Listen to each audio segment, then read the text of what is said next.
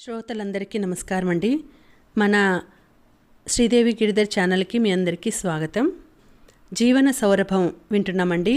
నవల రాసిన వారు శ్రీమతి ఎద్దనపూడి సులోచనారాణి గారు. ఇక ఆలస్యం చేయకుండా మనం కథలోకి వెళ్ళిపోదాం.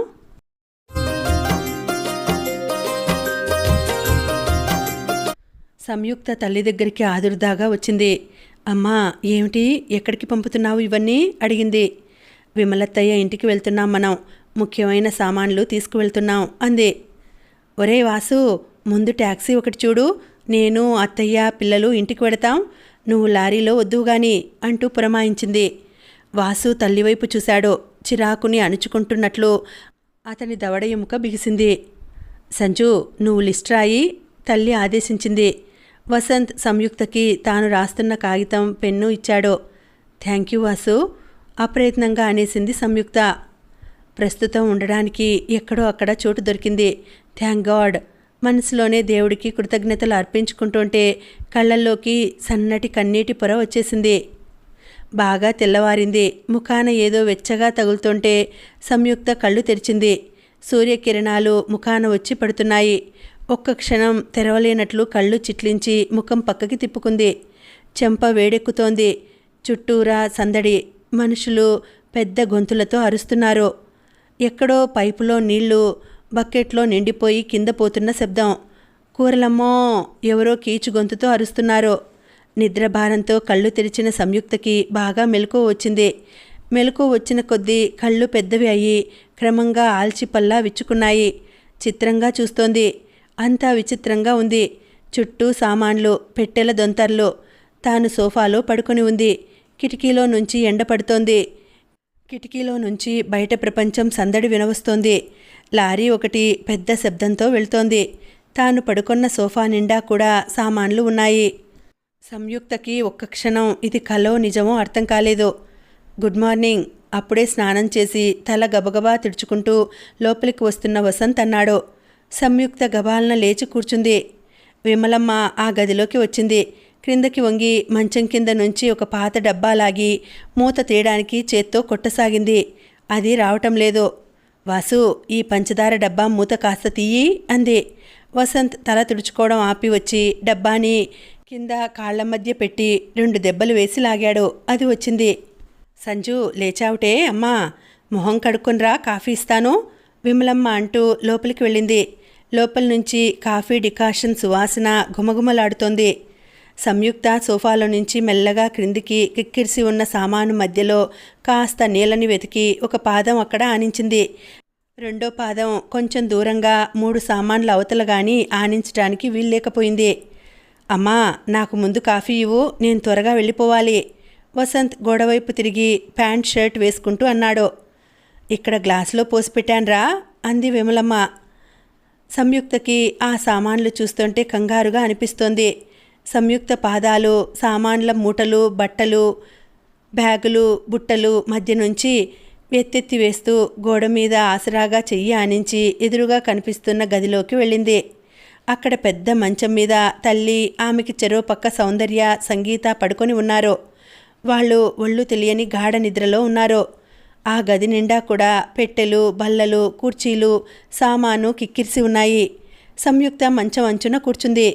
రాత్రి చాలా పొద్దుపోయిన తర్వాత అందరూ ట్యాక్సీలో విమలత్త ఇల్లు అయినా ఈ ఇంటికి వచ్చారు. సామానంతా చాలా వరకు ముఖ్యమైనవి తెచ్చారు. ఇంటికి రాగానే అత్తయ్య అప్పటికప్పుడు అన్నం, వంకాయ కూర, చారు, వడియాలు, నీళ్ల మజ్జిగతో అన్నం పెట్టింది. ఇక్కడే ఈ సోఫా మీద కూర్చొని తిన్నారు. అమ్మ ఏడుస్తుంటే విమలత్తయ్య దగ్గరికి తీసుకుని ఓదార్చింది. ఏం చేస్తాం భాను, ఒక్కోసారి ఇలాగే ఊడలు బళ్ళు అవుతుంటాయి, అనుకోనివి ప్రాప్తిస్తుంటాయి. మన చేతుల్లో ఏముంది చెప్పు, ఆ భగవంతుడి మీద భారం వేసి బతకాలి. ఈ ఆడపిల్లల బాధ్యత నీ మీద ఉంది. ఆవిడ ధైర్యం చెబుతూ బలవంతంగా అన్నం తినిపించింది.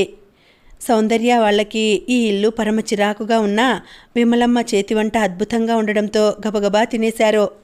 తల్లి ఏడుస్తూ ఉంది. సంయుక్త అలా సోఫాలో వాలిందో లేదో కంటి నిండా నిద్ర పట్టేసింది.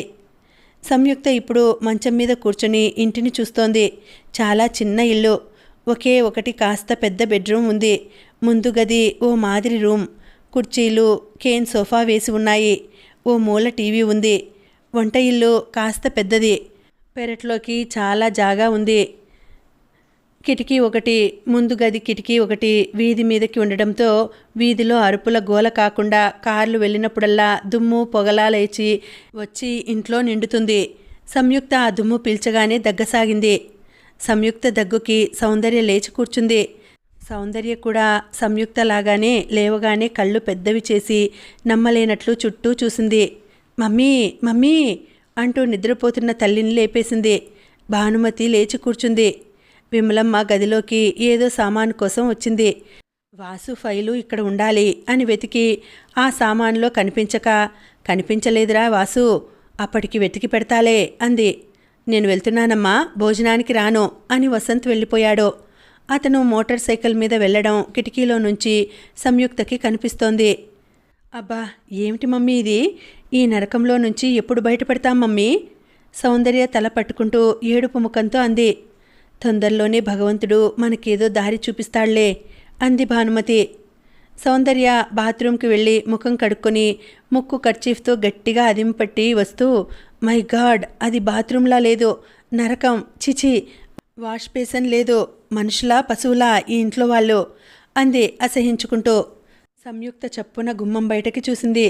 వసంత్ ఇంట్లో లేడు. విమలత్తయ్య అందరికీ కాఫీ గ్లాసులో పోస్తోంది. ఆవిడకి ఈ మాటలు వినిపించలేదు. అందరూ ముఖాలు కడుక్కొని రాగానే ఆవిడ కాఫీ తెచ్చి ఇచ్చింది.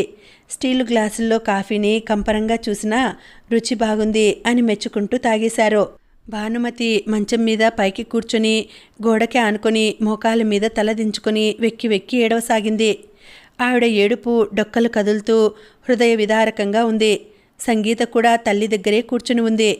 మధ్య మధ్యలో కళ్ళజోడు తీసి గట్టిగా కళ్ళు తుడుచుకుంటోంది. అయినా ఏడుపు ఆగటం లేదు. మమ్మీ, నువ్వు ఏడుస్తూ కూర్చుంటే ఏం లాభం లేదు, మమ్మల్ని ఈ భూలోక నరకం నుంచి తప్పించే మార్గం చూడు అంది కోపంగా సౌందర్య. నేనేం చేయను, మీ నాన్న మనందరినీ నట్టేట్లో ముంచి వెళ్ళిపోయాడు. ఇంక డాడీనని ప్రయోజనం లేదు, ఆయనకి మనం తిట్టింది వినిపించదు కదా, టైం వేస్ట్. మీ ఫ్రెండ్స్ని ఎవరినైనా కొద్ది నెలలు ఏ గెస్ట్ హౌస్ అయినా మనకి ఉండటానికి ఇవ్వమని అడుగు మమ్మీ. ఎవరిస్తారు సౌ? ఆ ప్రమీలమ్మగారుందిగా, వాళ్ళది పెద్ద గెస్ట్ హౌస్ ఉందిగా మమ్మీ. మనం ఎన్నిసార్లు అక్కడికి వనభోజనాలకి వెళ్ళలేదు, అది మనకి విశాలంగా బాగానే ఉంటుంది. అయ్యో రమా, నేనప్పుడే అడిగాను, కానీ వాళ్ళు ఇస్తారా? సినిమా వాళ్ళకి రోజుకి 1000 రూపాయల అద్దెకి షూటింగ్కి ఇస్తున్నారట, బుక్ అయిపోయిందని అంది. మనం ఈ ఎలుక కలుగులో ఉండాల్సిందేనా మమ్మీ? సౌందర్య చిరాగ్గా అసహ్యంగా ఆ ఇంటిని చూస్తూ అంది. మీ నాన్న మనల్ని జైల్లో పడేశాడు. భానుమతి ఏడుపు ఉధృతమైంది. అమ్మా, అలా బాధపడే కంటే ముందు మనం నిలవడానికి జాగా దొరికింది, అది అదృష్టం అనుకుందాం అంది సంయుక్త. నీకు ప్రతిదీ అదృష్టమే. సౌందర్య ఈసడిస్తూ, సంజు, నువ్వు ఈ నరకంలో ఉండగలిగితే ఉండు, నేను మాత్రం ఉండలేను అంది. ఎక్కడికైనా వెళ్దాం మమ్మీ అంది సంగీత ఏడుపు గొంతుతో. ఎక్కడికి వెళతాం, నాకు దిక్కు చోచడం లేదు అంది భానుమతి ఏడుస్తూ. ఇదిగో అమ్మాయి, ఎవరైనా కాస్త ఈ పెట్టే అటు పడతారటే నాకు. దీని కింద బియ్యం డబ్బా ఉంది. విమలమ్మ ముందు గదిలో నుంచి కేక పెట్టింది. సౌందర్య విసురుగా, ఆ ముసలావిడ ఏమనుకుంటోంది, మనమేమన్నా పనివాళ్ళమా అంది. బరువులు ఎత్తితే చేతులు వాచిపోతాయి అంది సంగీత భయంగా. భానుమతి అసలు ఇదేం పట్టనట్టు చీర కొంగుతో ముఖం దాచుకుని కుమిలి కుమిలి ఏడుస్తోంది. సంయుక్త తాను లేచి వెళ్ళింది. ఏమిటత్తయ్యా అని అడిగింది. అప్పటికే విమలమ్మ పెద్ద సూట్ కేసు తీయడానికి ప్రయత్నిస్తోంది. చేతకాక నడుము నొప్పి పుట్టినట్టు లేచి నిలబడి నడుముని సరిచేసుకుంటోంది. సంయుక్త వచ్చింది. సంయుక్త సూట్ కేసు లాగడానికి చూసింది, కానీ రాలేదు. నేను పడతానుండమ్మా అంటూ ఆవిడ సాయం వచ్చింది. ఇద్దరూ ఎలాగైతేనేం దింపారు. ఆవిడ బియ్యం గిన్నెలోకి కొల్చుకుంటూ, అన్నం మెత్తగా తింటారా బిరుసుగా తింటారా అని అడిగింది. నాకు తెలియదు అంది సంయుక్త. మా వాసుకి మెతుకు మెతుకు అంటకూడదు, సణిగి చంపేస్తాడు. కాస్త ఆ బుట్ట కింద షర్టు తీయమ్మా, అది వాడు ఆఫీస్కి వేసుకు వెళ్ళేది అంది ఆవిడ. సంయుక్త పళ్ళు బిగించి శరీరంలో ఉన్న శక్తి అంతా కేంద్రీకరించి ఆ బ్యాగ్ని లాగి దాని కింద నుంచి బ్లూ కలర్ షర్ట్ తీసి విమలమ్మకి అందించింది. ఇంతలో వీధిలో కూరలమ్మా అంటూ పెద్దగా అరుపు వినిపించింది. ఓ అమ్మీ, ఇలారా. విమలమ్మ బియ్యం కడుగుతూ బదులు అరిచింది. కూరలమ్మాయి విన్నట్లు లేదు, వెళ్తోంది. సంజు, కాస్త కూరలమ్మాయిని పిలవమ్మా, విమలమ్మ చెప్పింది. సంయుక్త వీధిలోకి వెళ్ళింది. కూరలమ్మాయిని ఏమని పిలవాలో తెలియలేదు. అలాగే నిలబడింది. తర్వాత చప్పట్లు చర్చింది. కూరలమ్మాయి తిరిగి చూసింది. సంయుక్త రమ్మని సైగ చేసింది. కూరలమ్మాయి వచ్చింది.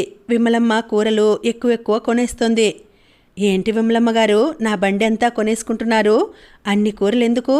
కూరలామె అడిగింది. ఇంట్లో బంధువులున్నారమ్మా. నన్ను పిలిచిన అమ్మాయి మీ బంధువులా? అవును, మా అన్న కూతురు, సగర్వంగా అంది విమలమ్మ. ఆ అమ్మాయి మూగదా, మాట రాదా? సైగ చేసింది. ఇంకా నయం, బంగారం లాంటి పిల్ల, అలా తెలియకుండా అనవచ్చునా? తప్పు కదూ? విమలమ్మ కూరలమ్మిని గట్టిగా కసిరింది. వెనక నుంచి సంయుక్త సంభాషణ వింటోంది. సంయుక్తకి ఈ మాట వినగానే కోపం రాలేదు, పక్కున నవ్వు వచ్చింది. సంయుక్తకి జీవితం కొత్తగా అనిపిస్తోంది. ఇక్కడ పాటించాల్సిన మర్యాదలు లేవు. ఎవరి పని వారు చేసుకుంటారో. వంట మనిషి వస్తుందని, పనివాళ్లు వస్తారని పడిగాపులో పడనవసరం లేదు. జీవితానికి మనిషికి ఇక్కడ నేరుగా సంబంధ బాంధవ్యం కనిపిస్తోంది. విమలమ్మ గారు కూరల బుట్ట మోయలేకపోతూ తెస్తుంటే సంయుక్త నేను తెస్తాను అంటూ అందుకొని లోపలికి వచ్చింది. సంజు, ఇలారా, మమ్మీ పిలుస్తోంది. సౌందర్య గుమ్మం దగ్గరికి వచ్చి పిలిచింది. ఏమిటి మమ్మీ? సంయుక్త లోపలికి వచ్చింది. సౌందర్య చురచురా చూస్తోంది.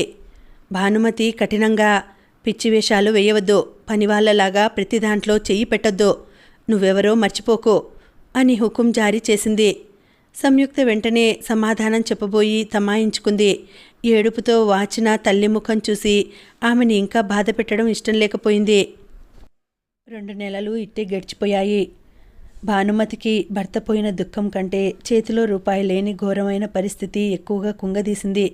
అన్నగార్లు చూపిన నిర్లక్ష్యాన్ని ఆమె క్షణం తలుచుకొని కుమిలి ఏడుస్తోంది.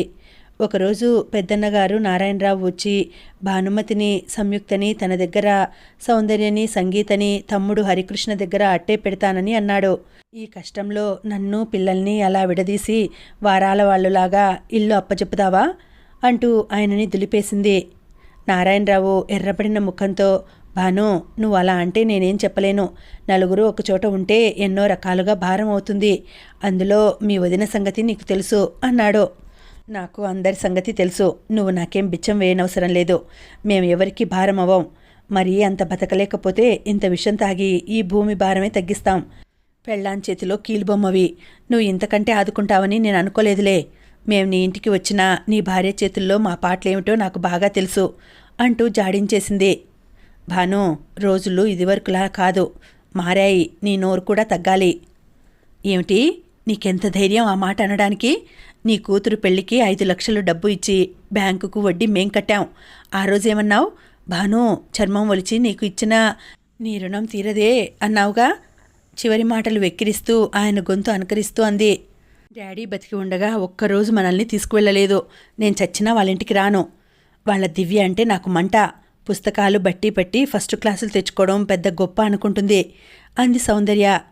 నారాయణరావు తల వాచిపోతున్నట్లు బాధగా చూశాడు.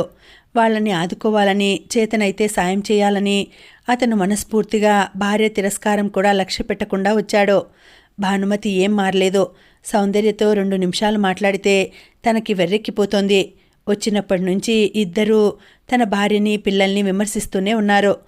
వాళ్ళని తీసుకువెళ్ళేటైతే 1,00,000 షరతులకి లోబడి వాగ్దానం నిలుపుకోవాలట. నేనొస్తాను మరి. నారాయణరావు వెళ్ళడానికి లేచాడు. నాకు గంపెడ మంది ఉన్నారనుకున్నాను. మీరేది అడిగినా ఆయన ప్రాణం తీయించి నాకు కావలసిన పనులు చేయించాను. అప్పుడు మీరంతా నా కొంగు పట్టుకు తిరిగారు. ఇప్పుడు వంగి వాలి మా ముఖాలు చూడటం లేదు.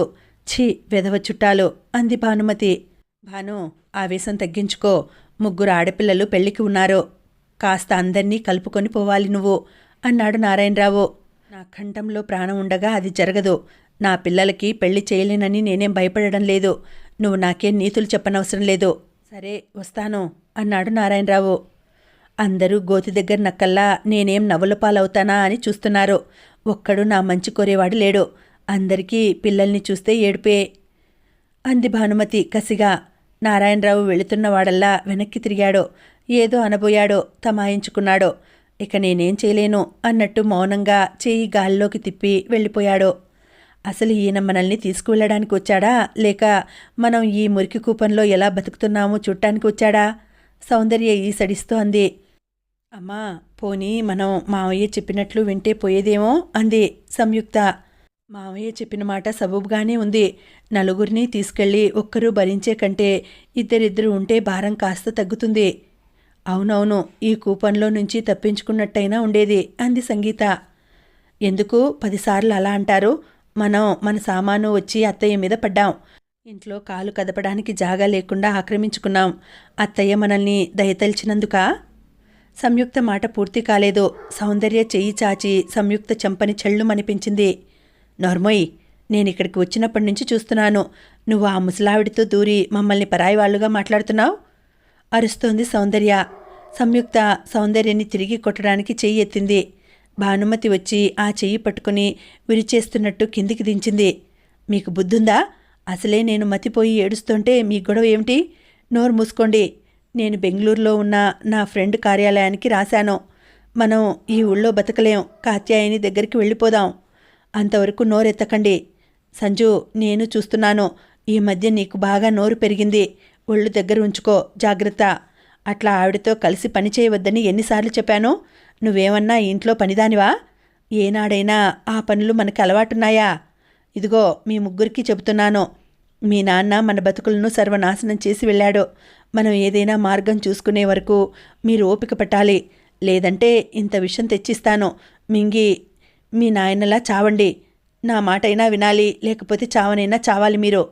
నా మీద మిమ్మల్ని పారేసి ఆయనదో ఆయన చూసుకున్నాడు. చేతిలో రూపాయి లేదు, ఉండడానికి ఇల్లు లేదు. మీ ముగ్గురితో నేను నడిరోడ్డు మీద ఉన్నాను. నన్ను విసిగించకండి, కోపం తెప్పించకండి. నాకిప్పుడు ఎవరి మీద ప్రేమ లేదు, జాలి అంతకంటే లేదు అంది భానుమతి. ముగ్గురు ఆడపిల్లలు ఈ మాట వినగానే కిన్నులైపోయారు. మాట రానట్టు మూగబొమ్మలుగా మారారు. ఇంతలో వీధి తలుపు చప్పుడైంది. గదిలో ఉన్న ఎవ్వరూ కదల్లేదు. ఎవరికి వారే తమని కాదన్నట్టు ఊరుకున్నారు. సంజు, అమ్మా సంజు, విమలమ్మ పిలుస్తోంది.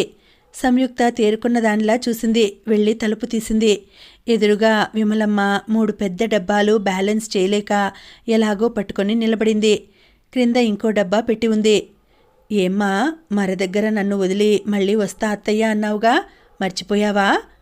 ఆవిడ డబ్బాలు తెస్తుంటే సంయుక్త కింద పెట్టిన పెద్ద డబ్బా మోయలేక మోస్తూ పొట్టకి ఆనించుకొని ఆవిడ వెనక తీసుకొని వెళ్ళి వంట ఇంట్లో పెట్టింది. వయసులో ఉన్న తానే ఆ బరువు మోయలేక 4 అడుగులు వేసేసరికి ఆయాసపడింది.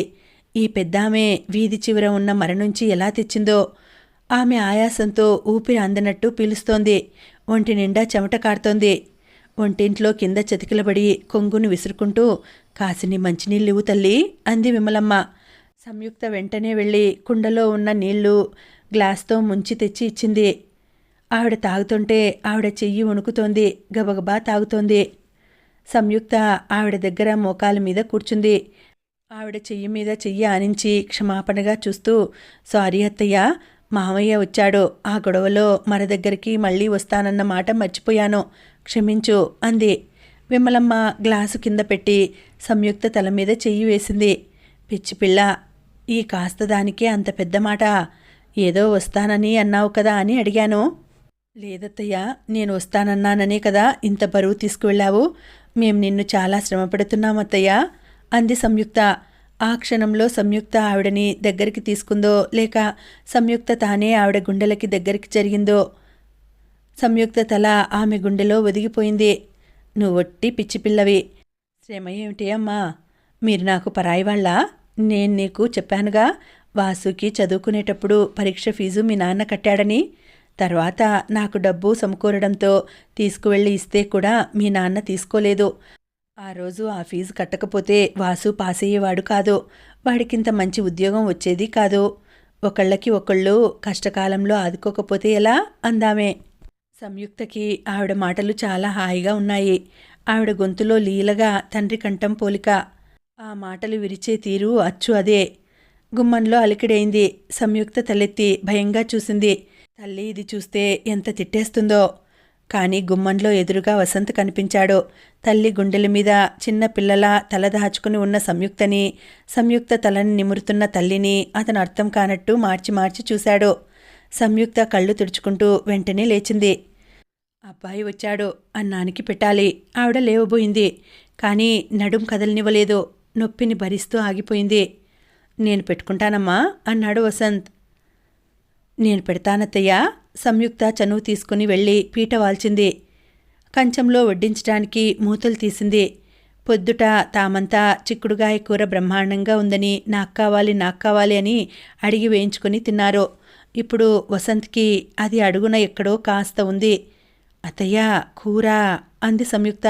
అయిపోయిందిలే, ఆ పక్క గాజు గిన్నెలో ఆవకాయ ఉంది, వెయ్యి అంది ఆవిడ. సంయుక్త వడ్డించి ప్లేట్లు తెస్తుంటే నేను పెట్టుకుంటాను అన్నాడు వసంత్ మొహమాటంగా. సంయుక్త యువతలకి వచ్చింది. గదిలో నుంచి తల్లి సౌందర్య ఏదో ఘర్షణ పడుతున్నట్టు మాటలు వినిపిస్తున్నాయి. సంయుక్త పెరట్లోకి వచ్చింది. పెరటివైపు పెద్ద కొండ ఉంది.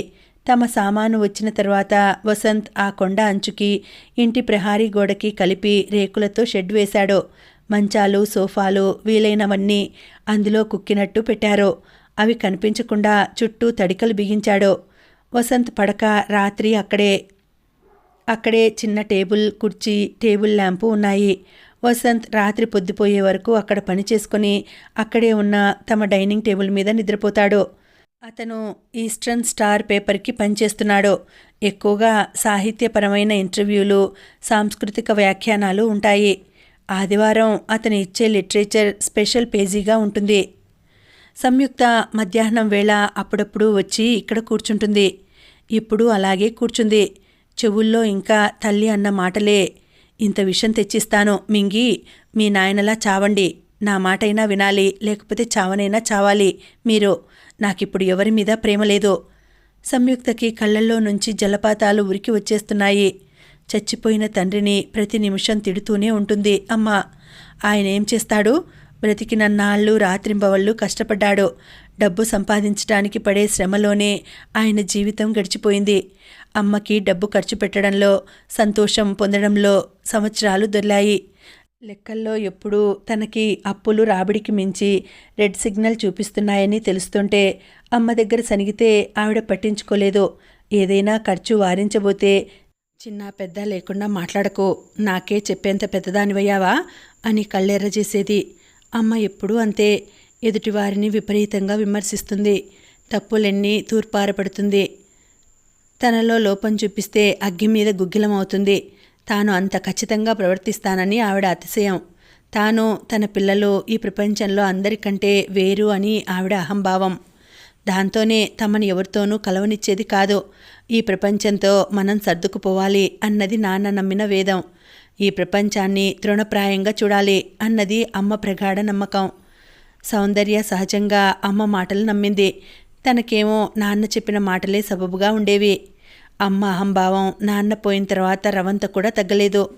ముఖ్యంగా విమలత్తయ్య వసంతుల విషయంలో మరీ దారుణం. వాళ్ళు మనకి ఆశ్రయం ఇచ్చారు అన్న గౌరవం కానీ కృతజ్ఞత కానీ లేనేలేవు. నా పాత చీరలు మొహాన పడేస్తే ప్రసాదంలా తీసుకునే మనిషి ఇంటికి నేను వచ్చి ఉండాల్సి వచ్చింది అని ఒకటే బాధపడుతోంది. ఈ ఇంటికి వచ్చిన మొదటి వారం రోజులు ఏడుస్తూనే గడిచిపోయాయి. ఎవరో ఒకరు వచ్చి తమని ఈ మురికి గుంటలో నుంచి ఎత్తుతారని గంపడెంత ఆశతో ఉన్నారు. రాను రోజులు గడుస్తున్న కొద్దీ అది ఎండమావి అని తేలిపోయింది. ఈ బీద ఆడపడుచు ఇంట్లో తాను కూతుళ్ళు తల దాచుకున్నట్టు గడుపుతూ సిగ్గుతో చితికిపోతుంటే ప్రతి ఒక్కరూ అడ్రస్ తెలుసుకొని మరీ వచ్చి పలకరించి అయ్యో ఇక్కడున్నారా అని సానుభూతి చూపించి వెళుతున్నారు. తల్లి ఒక్కొక్కరు వచ్చి వెళ్ళిన రోజున ఒక్కో రకమైన హిస్టీరియా వచ్చినట్టు చేస్తోంది. బయట మనుషులు కాదు, ఆవిడ అహం ఆవిడని కాటేస్తోంది. నేనా ఈ కొంపలో ఉండాల్సి రావటమా అని ఆవిడ జుగుప్సతో క్షణక్షణం అసహించుకుంటూ తనకి తానే నరకం పెట్టుకుంటోంది. అన్నింటికంటే విమలత్తని ఈ స్టెంపుగా మాటలు అనటం, మాటిమాటికి అమ్మ ఆవిడని ఆ పక్షి అనటం, సౌందర్య ఆ ముసల్ది అనటం తాను వినలేకపోతుంది. వచ్చి 2 నెలలు దాటిపోతుంది. ఇంట్లో చాలా ఖర్చు అవుతోంది. మామూలుగా జమా ఖర్చు రాసే అతనికి డబ్బు ఎంత ఖర్చు అవుతుందో బాగానే అంచనా తెలుస్తోంది. నెల రోజుల క్రితం ఇక ఉండబట్టలేక సౌందర్య కావాలన్న సోప్సు క్రీమ్సు వసంత్ తెస్తే బిల్స్ అడిగి తీసుకుని లెక్క రాయడం ప్రారంభించింది. ఈరోజు వాసు మన కోసం 400 రూపాయలు ఖర్చు పెట్టాడు తెలుసా అంది సంయుక్త. 400? ఎందుకు అంది భానుమతి. సంయుక్త బిల్స్ చూపించింది. 150 రూపాయలు డ్రై క్లీనింగ్ బిల్స్ ఉన్నాయి. భానుమతి ఫ్రెండ్స్ సీతాలక్ష్మి వాళ్ళు వచ్చినప్పుడు స్నాక్స్, కూల్ డ్రింక్స్ 120 రూపాయలు ఉన్నాయి. మిగతావి కూరలు, ఇంట్లోకి మిగతా సామాను. సరేలే, ఎప్పుడో ఒకసారి నా దగ్గరికి వచ్చినప్పుడు అతని ముఖాన పడేస్తాను అంది భానుమతి.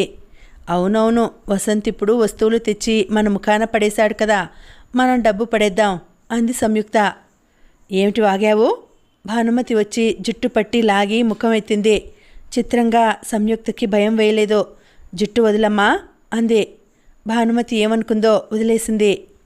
అమ్మ, సౌందర్య, సంగీత ముగ్గురు ఇంట్లో విమలత్త అంత పని చేస్తుంటే ఒక్కదానికి సాయం రారు. తాను ఆవిడ కష్టం చూడలేక ఏదైనా చేయబోతే తల్లి వెంటనే సంజు ఇలారా అని పిలుస్తుంది. ఒకసారి తాను కావాలనే వెళ్ళలేదు. ఆవిడే చిరచిరా గదిలో నుంచి వచ్చేసింది. విమలత్తయ్యతో, ఇదిగో మా కర్మకాలి 4 రోజులు మీ ఇంట్లో ఉండటానికి వచ్చాం. ఏనాడైనా మీ గడప తొక్కానా నేను? నా పిల్లల్ని పని మనిషిగా చేసి నా మీద కసి తీర్చుకోకండి మీరు అనేసింది. విమలత్తయ్య విస్తుపోయింది. అదేం మాట బాను, నేను పిల్లల మీద కసి తీర్చుకుంటానా? అయ్యో, ఇంత మాట అనేసావేమిటి సంజు? నువ్వు ఏ పని చేయవద్దని నేను చెబుతున్నానా లేదా అంది నొచ్చుకుంటూ. వసంత్ అక్కడే ఉన్నాడు. స్టవ్ రిపేర్ చేస్తున్న అతను దాన్ని పక్కన పెట్టేసి చేతులు కడుక్కొని వెళ్ళిపోయాడు. రాత్రి పొద్దుపోయింది. సంయుక్తకి నిద్ర రాలేదు. పడక గదిని అమ్మ వాళ్ళు పూర్తిగా సొంతం చేసుకున్నారు. వసంత్ ఆ ఛాయలకి కూడా రావడానికి వీల్లేదు. అతను తాము వచ్చినప్పటి నుండి డ్యూటీ నుంచి రాత్రి పొద్దుపోయి ఇంటికి వచ్చిన తర్వాత అందరూ పడుకున్నారని తెలిసి స్నానం చేస్తాడు. అతను స్నానం చేయగానే అత్తయ్య బాత్రూంలో సర్ఫ్ నీళ్లు వేసి 1కి 2 సార్లు కడుగుతుంది. సంయుక్తకు ఇది చాలా అన్యాయం అనిపిస్తోంది. అత్తయ్య మీద అంత భారం వేసి అధికారం చెలాయించడానికి అమ్మకి ఏం అధికారం ఉంది?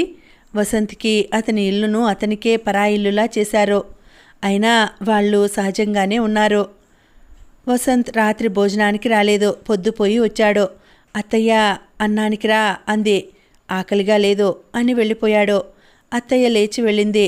సంయుక్తకి మధ్యాహ్నం నుంచి వసంత్కి సారీ చెప్పాలని ప్రాణం కొట్టుకుంటోంది. అమ్మ, సౌందర్య, సంగీత భోజనాలు చేసేశారు. అత్తయ్య వసంత్ అలిగి వెళ్ళాడని తాను భోజనం చేయకుండా కూర్చుంది.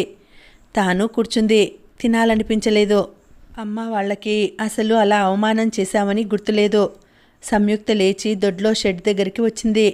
అత్తయ్య బ్రతిమలాడుతోంది. నువ్వు బుద్ధి తెలిసిన వాడివి, ఏమిటి కోపం? వాళ్ళేదో కష్టంలో ఉండి అన్నారు. ఒక్క మాట ఓర్చుకుంటే మన సొమ్మేం పోతుంది? అమ్మా, నేనేం అనలేదు, నాతో ఎందుకు చెబుతావు? వసంత్ తీవ్రంగా అన్నాడు. మధ్యాహ్నం ముఖం మార్చుకొని వెళ్ళావుగా. ఏదో 4 రోజులు. ఆడపిల్లలు వయసులో ఉన్నారు. కష్టం తెలియకుండా పెంచాడు మామయ్య. అత్తయ్య బాధలో ఏదో అంటే నువ్వు పట్టించుకోవాలా? నేనేమన్నానమ్మా? నీ మాట నేనేమన్నా కాదన్నానా అన్నాడు వసంత్. అనలేదులే, నువ్వు బంగారు తండ్రివి, రా భోజనానికి, నాకు ఆకలేదు. మళ్ళీ అదే మాట. సంయుక్త ప్లేట్లో అన్నం పెట్టి తెచ్చి గుమ్మంలో నిలబడింది. వాసు అని పిలిచింది. గుమ్మంలో సంయుక్తం చూడగానే అతను అలవాటుగా గౌరవంగా కుర్చీలో నుంచి లేవబోయాడు. కూర్చో వాసు, అలా లేవద్దని చెప్పానా అంటూ సంయుక్త లోపలికి వచ్చింది. సారీ వాసు, మేము మీ ఇంటికి వచ్చి మీ మీద పెత్తనం చెలాయిస్తున్నాం. మేము చదువుకున్న మూర్ఖులం. మా మతులు సరిగ్గా ఉన్నా కూడా మేము ఇంతే. నువ్వు మా మీద కోపం తెచ్చుకుని మా అందరినీ మీ ఇంట్లోంచి పంపించే మార్గం చూడు. అంతేగాని అత్తయ్య మీద ఇలా అన్నం మీద కోపం తెచ్చుకోకు. డాడీ ఎప్పుడూ చెబుతుండేవాడు, అన్నం మీద ఎప్పుడూ ఆగ్రహం తెచ్చుకోకూడదట. సంయుక్త టేబుల్ దగ్గరికి వచ్చి అతని ఎదురుగా కంచం పెట్టింది. చూడరా వాసు, సంజు ఎలా అంటోందో, దాని మనసుకు కూడా బాధగానే ఉంది అంది. నిజంగా సారీ చెబుతున్నాను వాసు అంది సంయుక్త. వసంత్ తల దించుకున్నాడు. నేనెవరినీ క్షమాపణలు కోరటం లేదు అన్నాడు. నువ్వు అడగకపోయినా చెప్పాలి నేను. అమ్మకి నాన్న సంపాదించిన డబ్బు నీళ్లలా ఖర్చు పెట్టడమే తప్ప 1 రూపాయి సంపాదించే మార్గం ఏమిటో తెలియదు. డాడీ మా భవిష్యత్తుని ఇంకా బంగారు కోట చేయాలని షేర్స్ కొని దివాలా తీసి అప్పుల పాలయ్యారు. ఈరోజు మేము ఇల్లు, అమ్మ నగలు, అమ్మగా ఇంకా తీర్చాల్సిన అప్పులే 4 లక్షలున్నాయి. అమ్మకి పిచ్చెక్కిపోతుంది. అమ్మ ప్రాణ స్నేహితులు అనుకున్న వాళ్ళంతా ఆదుకోకుండా ముఖాలు చాటేశారు. అమ్మ సంయుక్త ఇంకా చెప్పబోతుంటే వసంత్ చెయ్యి ఎత్తి సున్నితంగా వారించాడు. నాకు తెలుసు ఆ బాధ అన్నాడు. మరి ఎందుకురా ఆ మాటలు పట్టించుకుంటావు అంది విమలమ్మ. వసంత్ భోజనం చేయసాగాడు. వాసు, ఇంట్లోకి సామాను తీసుకురావాలి నాయనా అంది విమలమ్మ. చెప్పు, లిస్టు రాస్తాను. ఆ పని సాయంత్రం సంయుక్త చేత చేయించానులే. సంజు, ఎక్కడమ్మా ఆ కాగితం అడిగింది విమలమ్మ. ఇక్కడే పెట్టానత్తయ్య. సంయుక్త వసంత్ భోజనం చేస్తున్న టేబుల్ సొరగు లాగుతుంటే భోజనం చేస్తున్న అతను కుర్చీని కాస్త పక్కకి జరుపుకున్నాడు. సంయుక్త లిస్ట్ ఇచ్చింది. వసంత్ భోజనం అయింది. చెయ్యి కడుక్కొని వచ్చి టేబుల్ తెరిచి లిస్ట్ అందులో పెడుతున్నవాడల్లా ఆగిపోయాడు. అక్కడ కాగితాలు టైప్ చేసిన దొంతర ఫైల్ చేసి నీట్గా ఉంది. ఇదేమిటి, ఇదెవరు టైప్ చేశారు? నమ్మలేనట్టు పేజీలు చూస్తూ అడిగాడు. నేనే అంది సంయుక్త. మీరా? అవును. మీకు టైప్ వచ్చా? డాడీ డ్రాఫ్ట్స్ నేనే చేసేదాన్ని. జమా ఖర్చులు, డాడీ ఉత్తరాలు అన్నీ చేసేదాన్ని. నేను ఎప్పుడు నేర్చుకున్నానో తెలియదు. డాడీ టైప్ చేస్తుంటే నా 6వ ఏట నుంచి ఒళ్ళో కూర్చుని చూసేదాన్ని. 6వ తరగతిలోకి వచ్చేసరికి చిన్న చిన్నవి టైప్ చేయడం డాడీ నేర్పారు. సంయుక్తకి కళ్ళల్లో నీటి తెర వచ్చేసింది. ఏ ప్రసక్తి వచ్చినా డాడీ గురించిన జ్ఞాపకాలకి మనసు వెళ్తోంది. వసంత్ అంతగా అడగకపోయినా వివరాలు చెబుతోంది. వాళ్ళు సానుభూతిగా వింటారు తప్ప విసుక్కోరు. సంయుక్త తాను అనవసర వివరాలు చెబుతున్నానని గుర్తుకు వచ్చి మానేసింది. అబ్బా, చాలా ఉన్నాయి కదా. ఓ, అన్నీ చేసేశారన్నమాట అన్నాడు వసంత్ కాగితాలు చూస్తూ. నువ్వు వెళ్ళిన తర్వాత ఇక్కడే వచ్చి కూర్చుంటుందిరా. అన్నానికి పిలిస్తే రాలేదేమిటి అని వచ్చి చూస్తే టైప్ చేస్తోంది. సాయంత్రం 4 గంటలకి తింది అన్నాం అంది విమలమ్మ. ఇంకా ఉందండి, కథ కొనసాగుతుంది. మళ్ళీ వచ్చే వీడియోలో తర్వాతి భాగం తెలుసుకుందామండి. అంతవరకు సెలవు. నమస్తే.